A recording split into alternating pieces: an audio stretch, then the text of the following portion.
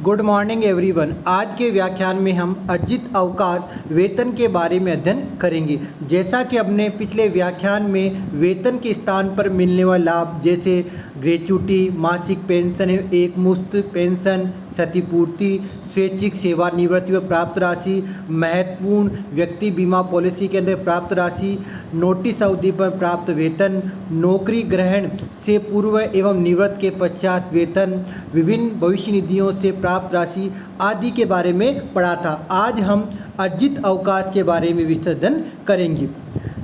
कर्मचारियों को सेवा काल के दौरान सेवा शर्तों के अधीन विभिन्न प्रकार के अवकाश प्रदान किए जाते हैं।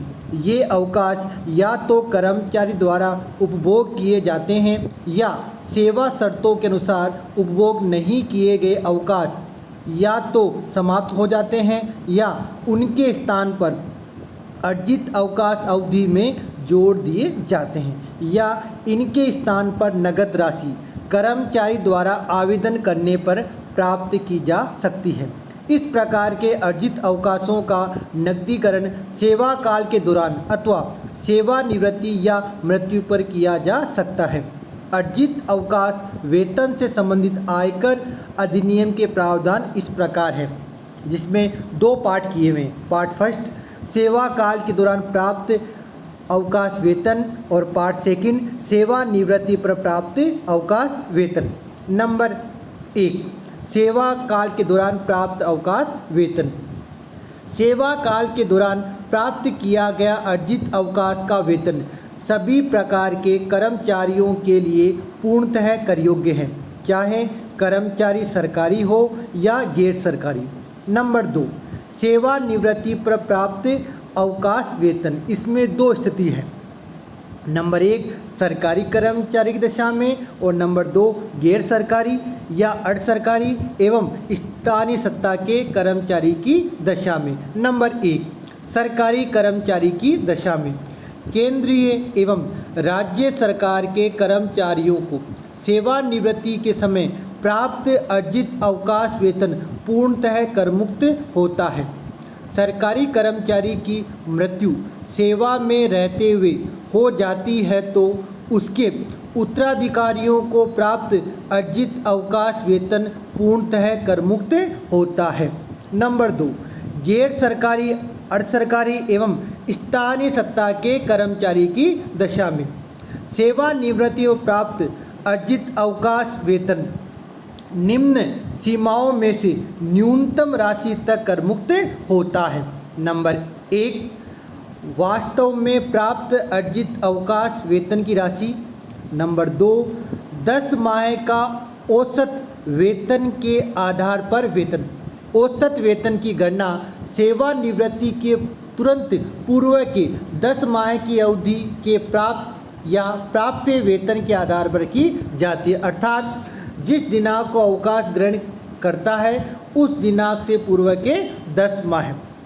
नंबर 3 सेवानिवृत्ति पर शेष रहे अर्जित अवकाश की अवधि का औसत वेतन के आधार पर वेतन।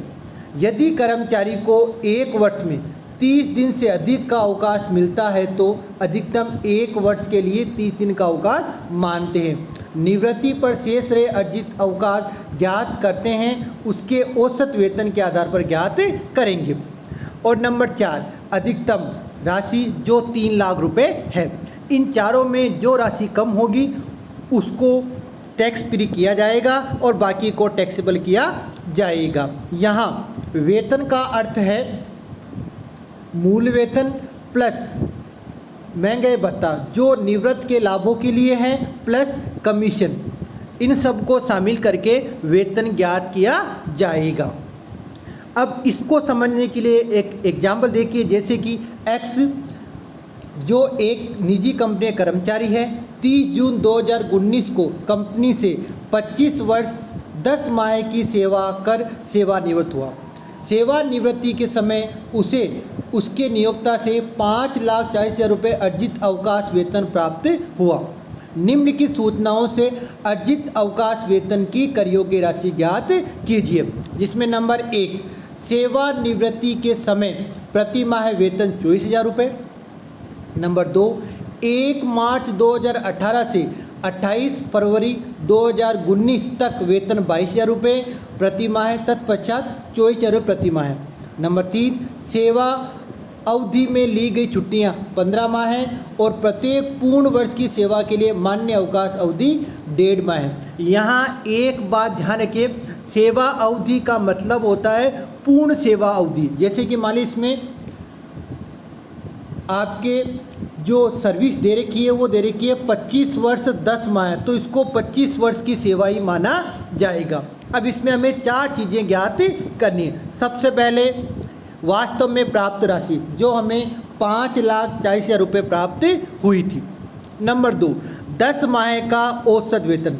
अब 10 माह का औसत वेतन ज्ञात करने के लिए जिस दिन कर्मचारी सेवानिवृत्त हुआ था उससे पूर्व के 10 माह, अर्थात कर्मचारी 30 जून 2019 को सेवानिवृत्त हुआ तो उससे पहले के 10 माह, जिसमें जून आएगा, मई आएगा, अप्रैल आएगा, यानी कि आपको इसमें सेवानिवृत्त से पहले के 10 माह। अब यहाँ आपको ध्यान रखना है कि 1 मार्च 2018 से 28 फरवरी 2019 तक कितना वेतन था उसका 22,000 रुपये, उसके बाद कितना हुआ 24,000 रुपये। तो हमें यहाँ जब उसका औसत वेतन ज्ञात करेंगे तब ये ध्यान रखना है कि मार्च, अप्रैल, मई, जून इन 4 माह में तो आपके 24,000 इंटू 4 आएगा, और जो इससे पहले के 6 माह उसमें उसका वेतन 22,000 था तो 22,000 गुणा 6 आएगा। इन दोनों को गुणा करके जोड़ लेंगे तो टोटल वेतन आएगा वो आएगा 2,28,000 रुपये। जो 10 माह का है तो 10 का भाग देंगे तो आएगा 22,800, और 22,800 को 10 माह का निकालना है तो 10 से गुणा करने पर 2,28,000 रुपये आपके आ जाएंगे।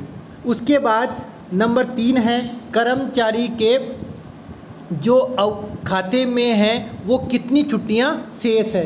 तो इस लिस्ट में लिखा है कि कर्मचारी ने 25 वर्ष 10 माह की सेवा की, तो इसमें वर्ष मानेंगे 25, और 1 वर्ष की कितनी मिलती है उसको, 1 वर्ष के लिए उसको 1.5 माह का अवकाश मिलता है। तो 25 को जब 1.5 से मल्टीप्लाई करते हैं तो 37.5 आता है। इसका यहाँ औचित्य नहीं है क्योंकि यहाँ आपको प्रश्न में सेवा अवधि में ली गई छुट्टियाँ दी हुई है, अगर ये दी नहीं होती तो हमें ज्ञात करना पड़ता। तो यहाँ 15 माह आपको सेवा अवधि में ली गई छुट्टियाँ दी हुई हैं, और इसमें ये नियम था कि 1 वर्ष में 1 माह का अवकाश माना जाता है। तो 25 वर्ष किया तो 25 को 1 से करते हैं तो 25 माह का उसको वेतन मिला, उसमें से उसने 15 माह का छुट्टियों का वेतन ले लिया, छुट्टियां ले ली, तो इसका मतलब 10 माह का वेतन ही आपको ज्ञात करना है। और जो अपना औसत वेतन आया था 22,800, उसको 10 से गुणा करेंगे तो 2,28,000 रुपये आपको उसका जो छुट्टियां उसके खाते में शेष हैं उनका वेतन आ जाएगा। और नंबर 4 है वो है 3 लाख रुपये। अब इन चारों राशियों में से जो सबसे कम होगी उसी को कर मुक्त किया जाएगा। जैसे 5,40,000, 2,28,000, 2,28,000 और 3 लाख। इन चारों में सबसे कम 2,28,000 रुपये है, अर्थात उससे 5,40,000 रुपये प्राप्त हुए थे, जिसमें से हमें 2,28,000 रुपये कर मुक्त करने हैं। अर्थात उसे अर्जित अवकाश की वेतन से जो करियों की राशि है वो 3,12,000 रुपये आएंगे। इस प्रकार आज के व्याख्यान में हमने अर्जित अवकाश वेतन के बारे में विस्तृत अध्ययन किया, जिसमें हमें एग्जाम्पल यानी उदाहरण की सहायता से इसको अच्छी तरह समझा। धन्यवाद।